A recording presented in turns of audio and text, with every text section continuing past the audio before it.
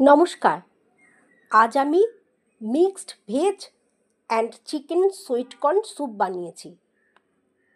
তার জন্য প্রথমে আমি চিকেনের পিসগুলো ভালো করে ধুয়ে রেখেছি।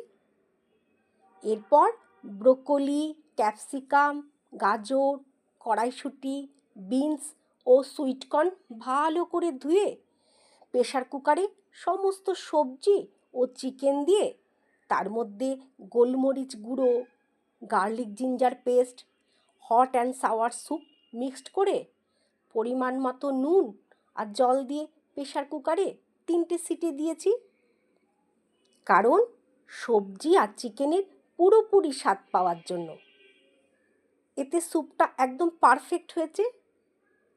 তাই আপনারাও মাঝে মাঝে বানান। আর ভিডিওটি ভালো লাগলে প্লিজ লাইক, শেয়ার এবং সাবস্ক্রাইব করতে ভুলবেন না। ধন্যবাদ।